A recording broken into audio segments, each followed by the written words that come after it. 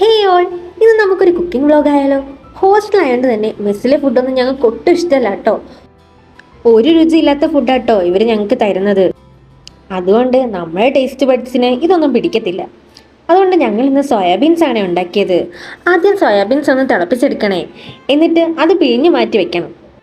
ഇവിടെ ബാംഗ്ലൂർ ഭയങ്കര തണുപ്പായതുകൊണ്ട് എണ്ണയൊക്കെ കട്ട പിടിച്ചിരിക്കുക. അതൊക്കെ എടുക്കാൻ ഭയങ്കര പാടാണേ. ലാസ്റ്റ് എൻ്റെ ഫ്രണ്ട് വന്ന് ഒരു വിധത്തിൽ അത് കുലുക്കി പുറത്തേ അടിച്ചെടുത്തേ. ഞങ്ങൾ ഹോസ്റ്റലായതുകൊണ്ട് പാരച്യൂട്ടിൻ്റെ എണ്ണയായിട്ട് ഉപയോഗിക്കുന്നത്. നിങ്ങളത് യൂസ് ചെയ്യണ്ട, ഹെൽത്തിനൊന്നും അത്ര നല്ലതല്ല. പിന്നെ നമ്മൾ കെറ്റിലിൽ കുറച്ച് സവോള, മഞ്ഞപ്പൊടിയും ഉപ്പൊക്കെ ഇട്ട് വഴറ്റിയെടുക്കുകയാണേ. അതിൻ്റെ ഇടയ്ക്ക് വിളമാരിവിടെ കിടന്ന് എന്തൊക്കെയോ കോപ്രായങ്ങൾ കാട്ടിക്കൂട്ടുന്നുണ്ട്. സവോളയൊക്കെ ഒന്ന് വഴൻ്റെ ഒരു വിധം ആയതിനു ശേഷം നമ്മൾ തക്കാളിയും കൂടി ഇട്ട് കൊടുക്കുന്നുണ്ട്. അപ്പോഴേക്കെന്തേ ഇവിടെ നമുക്ക് കഴിക്കാൻ കുറച്ച് പച്ചമുന്തിരിയൊക്കെ കൊണ്ടുവന്നിട്ടുണ്ട്. ഇച്ചിരി അധികം പുളിയായിരുന്നു കേട്ടോ. ഇനി കുറച്ച് നേരം ഞാൻ ഇളക്കാന്ന് പറഞ്ഞിട്ട് ഞാൻ ഇളക്കാൻ തുടങ്ങിട്ടോ. എനിക്കിതിനെപ്പറ്റി വലിയ ധാരണയൊന്നും ഇല്ല. ഇനി നമ്മൾ മാറ്റി വെച്ച സോയാബീൻസ് അതിലേക്ക് ഇട്ട് കൊടുത്തേ.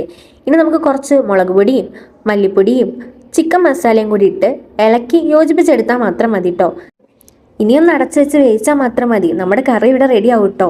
ഹോസ്റ്റലിൽ വന്നതിന് ശേഷമാണ് ഞങ്ങൾക്ക് വീട്ടിലെ ഫുഡിൻ്റെ വിലയൊക്കെ മനസ്സിലായത്. അപ്പോൾ ഇത്രയേ ഉള്ളൂ ഇന്നത്തെ വീഡിയോ. എല്ലാവരും ചാനൽ സബ്സ്ക്രൈബ് ചെയ്യാൻ മറക്കല്ലേ.